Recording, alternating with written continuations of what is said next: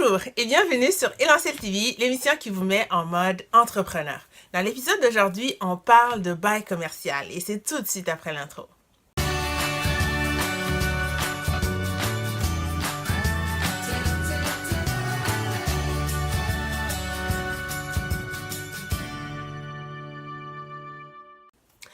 Alors, je vais d'abord commencer par parler des généralités autour des baux commerciaux. Tout d'abord, il y a deux types de baux commerciaux. Il y a le bail qu'on dit de type brut. Et celui-là, il inclut la base de loyer mensuel, plus tous les frais accessoires. Et sinon, en deuxième lieu, vous avez le bail de type net qui, lui, n'inclut que une portion, enfin, il y a le loyer de base plus une portion seulement des frais accessoires ou sinon pas du tout de frais accessoires. En général, vous voulez signer le type de bail brut. Comme ça, disons quand vous commencez, vous savez à quoi vous attendre. Le chèque que le montant qui est discuté, c'est celui que vous allez inscrire sur le chèque que vous allez donner à votre locateur. Donc, il y a ces deux types de baux-là. Mais avec le deuxième, donc, ça nous amène à vouloir aller investiguer et savoir c'est quoi les frais accessoires. Donc, au niveau de la taxe d'affaires, vous voulez savoir quelle est la taxe d'affaires reliée à l'espace commercial que vous voulez louer, les impôts fonciers, et s'il y a des frais communs aussi. Par exemple, si vous êtes dans un centre d'achat ou en tout cas quelque part où il y a des frais communs pour les services communs, vous voulez savoir c'est quoi ces frais-là. Vous voulez aussi... Enfin, ça nous amène au deuxième point, à part le type de bail. Le deuxième point qui est celui de faire vos devoirs finalement. Et soyez diligents. Donc, faites des recherches sur le locateur, pardon.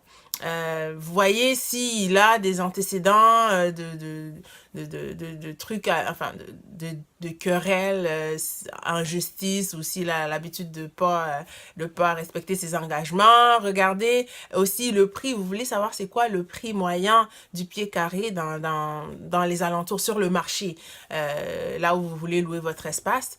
Vous voulez aussi savoir c'est quoi les conditions de la place, hein. Est-ce que le chauffage fonctionne, par exemple? Est-ce que les installations sont vétustes? Auquel cas, vous voulez penser aux améliorations qu'on dit, les améliorations locatives et savoir qui va être responsable. Est-ce que ça va être vous? Ben, souvent, ça va être le locataire qui est responsable des améliorations locatives. Mais tout compte fait, ça vous donne des arguments de négociation. Vous voulez aussi savoir c'est quoi, ça coûte combien comme pour les assurances, cet espace-là. Vous savez, si jamais auparavant il y a eu un incident et que le coût des assurances pour ce lieu-là a augmenté, vous voulez le savoir parce que tout ça, ça vous donne des arguments pour négocier. Donc, soyez diligents, faites vos devoirs.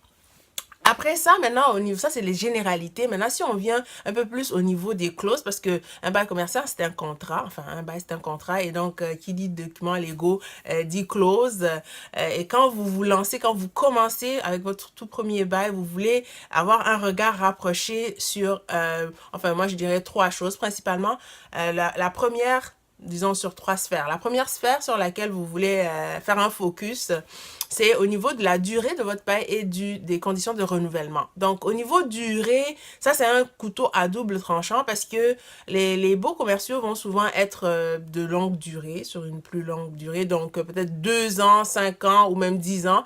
Mais dites-vous que le long terme, c'est pour les gens qui ont les reins solides, que ça fait longtemps qu'ils sont en affaires.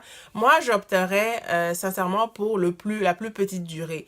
Et le couteau à double tranchant, c'est que si jamais ça fonctionne bien, vous exposez au risque que le locataire veuille reprendre son espace ou des choses comme ça. Donc moi, j'irais quand même avec une plus petite durée et je travaillerai fort sur ma relation avec mon locateur. Donc voilà.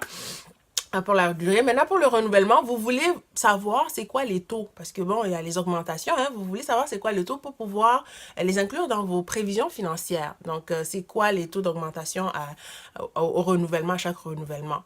Maintenant, deuxième sphère, vous voulez discuter ou bien regarder votre clause de résiliation. Hein? Écoutez, vous commencez, vous avez, vous fondez de beaux espoirs, mais on ne sait jamais. Hein. Si jamais les résultats ne sont pas au rendez-vous, il faudrait que vous puissiez avoir, que vous puissiez vous en sortir sans perdre trop de plumes. Donc, faites comme Richard Branson quand il a voulu partir la compagnie aérienne de Virgin. Ben, il s'est assuré qu'il pouvait retourner les avions sans trop de pénalités si jamais ça fonctionnait pas. Donc, on va prendre l'exemple sur les plus grands. Assurez vos arrières et puis discuter de cette stratégie, de cette clause de résiliation. Donc, combien de temps et dans quelles conditions vous pouvez résilier le bail. Et en dernier lieu, la troisième clause que vous voulez regarder, ben, c'est la clause de non-concurrence, bien sûr. Écoutez, même pour les contrats d'emploi, enfin, elle est incluse. Donc, imaginez-vous pour un contrat commercial, vous voulez vous assurer que votre locataire ne loue pas un espace dans les environs ou même peut-être le vôtre à de la concurrence.